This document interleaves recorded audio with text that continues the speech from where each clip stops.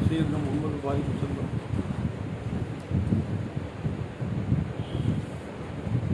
خاندان اور رشتہ داروں کے حقوق۔ حضرت سعد بن ابی وقاص رضی اللہ تعالیٰ عنہ سے روایت ہے کہ میں مکے میں بیمار تھا اور رسول اللہ صلی اللہ علیہ وسلم میری عیادت کو تشریف لائے تھے۔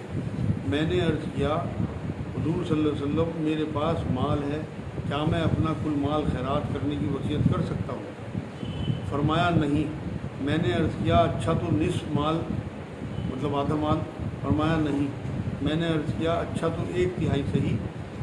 حضور صلی اللہ علیہ وسلم نے فرمایا خیر مگر تہائی بھی بہت زیادہ ہے، مطلب حامی بھلی تہائی پہ۔ اگر تم اپنے ورثہ کو مالدار چھوڑ کر مرو تو اس سے بہتر ہے، اپنے ورثہ کو مالدار چھوڑ کر مرو تو اس سے بہتر ہے کہ ان کو محتاج چھوڑ کر مرو، کہ وہ لوگوں کے سامنے ہاتھ پھیلاتے پھریں، اور تم جو کچھ صرف کرو گے وہ تمہارے واسطے ثواب ہے، اور امید تو یہ ہے کہ خدا تعالیٰ تم کو زندہ رکھے گا اور تمہارے ذریعے سے کسی کو نفع اور کسی کو ضرر پہنچائے گا۔ صحیح بخاری کی حدیث پاک ہے۔ یہاں مقصد یہی ہے کہ اپنے بچوں کو اس طرح چھوڑ کے نہیں جانا کہ آپ سارا مال مسجدوں میں یا غریبوں میں بانٹ دیں اور آپ کے بچے بھیک مانگتے تھے۔ حضرت ابن عمر رضی اللہ تعالیٰ عنہ سے روایت ہے کہ رسول اللہ صلی اللہ علیہ وسلم نے فرمایا کہ جو شخص اپنے رشتہ داروں کے ساتھ احسان کے بدلے میں احسان کرتا ہے تو وہ صلہ رحم کرنے والا نہیں ہے۔ کامل صلہ رحم کرنے والا وہ ہے کہ جب اس کے حق قرابت دار کی رعایت نہ کی جائے تو بھی وہ برابر صلہ رحمی کرتا رہے۔ صحیح بخاری کی حدیث پاک ہے۔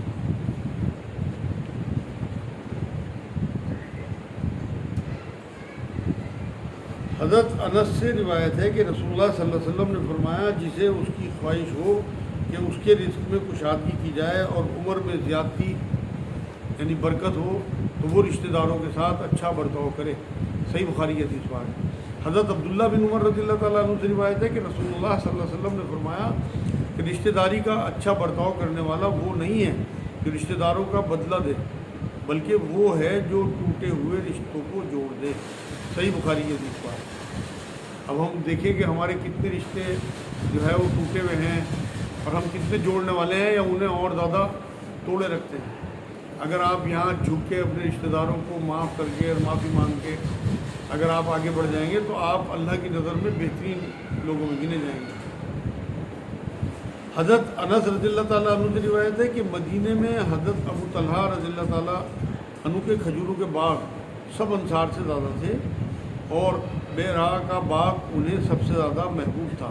یہ باغ مسجد نبوی صلی اللہ علیہ وسلم کے سامنے تھا اور رسول اللہ صلی اللہ علیہ وسلم اس میں تشریف لے جاتے تھے اور اس کنویں کا پانی پیا کرتے تھے، اس کے کنویں کا جو اس میں کنواں تھا۔ جب اللہ کی راہ میں خرچ کرنے کا حکم آیا، لن تنالوا البر جو چوتھے پارے کی پہلی آیت ہے وہ جب نازل ہوئی تو اس کے بارے میں یہاں ذکر ہے، جب اللہ کی راہ میں خرچ کرنے کا حکم آیا تو حضرت ابو طلحہ نے رسول اللہ صلی اللہ علیہ وسلم کی خدمت میں حاضر ہو کر عرض کیا کہ یا رسول اللہ، اللہ تعالیٰ فرماتا ہے کہ تم اس وقت تک نیکی کاری حاصل نہ کرو گے جب تک اپنے پسندیدہ مال کو اللہ کی راہ میں خرچ نہ کرو گے۔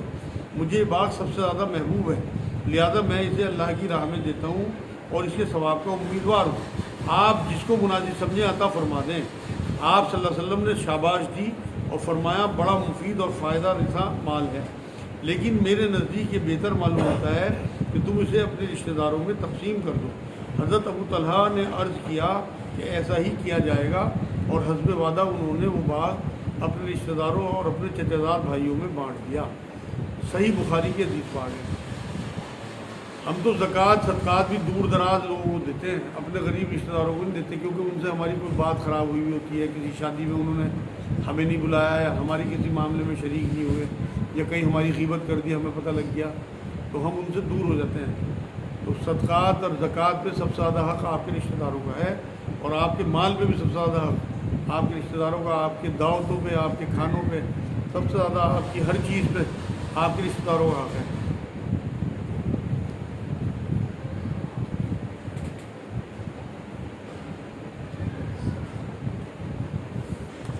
یہ الحمدللہ کچھ آیتیں کچھ حدیثیں ہو گئی، کچھ صلہ رحمی سے متعلق ہی رشتہ داروں سے 2-3 حدیثیں سن لیں، اس کے بعد بھی سوال جواب۔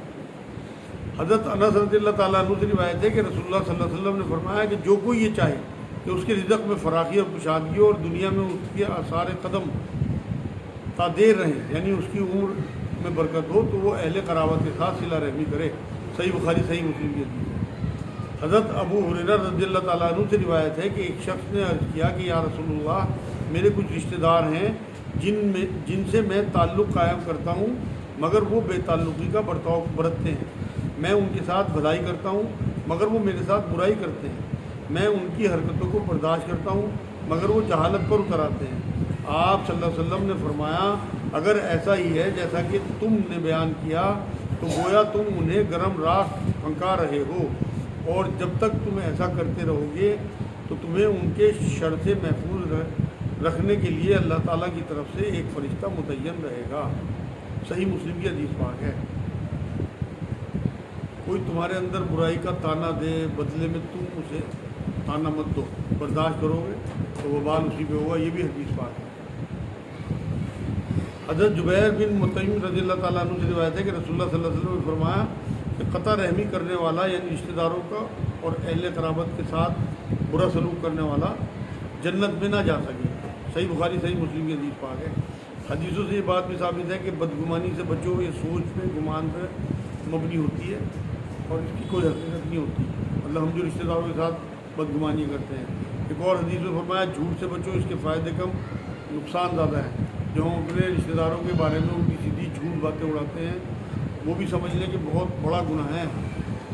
ایک دوسرے کی ٹو میں نہ رہا کرو، آپس میں لڑا نہ کرو، اس سے وقار ختم ہو جاتا ہے۔ یہ وہ چھوٹی چھوٹی حدیثیں ہیں جو نبی اکرم صلی اللہ علیہ وسلم نے اپنے رشتہ داروں کے لیے دے کے گئے۔ ایک بار فرمایا حسد سے بچو، یہ نیکی کو کھا جاتی ہے۔ ایک بار فرمایا ایک دوسرے سے منہ نہ موڑا کرو، اللہ کے بندے بن جاؤ، آپس میں بھائی بھائی بن کے رہو۔ نبی اکرم صلی اللہ علیہ وسلم کی ایک اور حدیث میں اللہ نے کہا، اللہ کے رسول نے فرمایا کہ میں جو مجھ سے کٹے میں اس سے جو مجھے نہ دے میں اسے دوں۔ آج تو ہم یہ دیکھتے ہیں کہ غیبت ہمارے رشتہ داروں کی ہمارے لیے ٹائم پاس کا ذریعہ ہے، اور تسبیحات پڑھتے رہتے ہیں، نمازیں پڑھتے رہتے ہیں، لیکن غیبت میں ہی ملوث ہیں۔ اگر قرآن کی آپ آیت پڑھیں گے تو آپ کو اندازہ ہوگا کہ غیبت کے بارے میں اللہ نے کتنا بڑا جو ہے وہی بیان کی ہے کہ ایسا ہے جیسے اپنے مردہ بھائی کا گوشت کھا رہے ہیں۔ حضرت عبداللہ بن عمر رضی اللہ تعالیٰ عنہ سے روایت ہے کہ رسول اللہ صلی اللہ علیہ وسلم نے فرمایا کہ وہ آدمی صلہ رحمی کا حق ادا نہیں کرتا جو بدلے کے طور پر صلہ رحمی کرتا ہے۔ صلہ رحمی کا حق ادا کرنے والا دراصل وہ ہے جو اس حالت میں بھی صلہ رحمی کرے جب اس کے قرابت دار اس کے ساتھ قطع رحمی اور حق تلفی کا معاملہ کریں۔ صحیح بخاری کی حدیث ہے، مطلب صلہ رحمی کے ساتھ توقعات کے دروازے بند ہونے چاہیے، تب صلہ رحمی ہے، آپ کو بدلے کی توقع نہ ہو کوئی بھی۔ حضرت جبیر بن مطعم رضی اللہ تعالیٰ عنہ سے روایت ہے کہ رسول اللہ صلی اللہ علیہ وسلم نے فرمایا کہ جو شخص قرابت کا پاس نہیں کرتا وہ جنت میں داخل نہ ہوگا۔ صحیح بخاری صحیح مسلم کی حدیث۔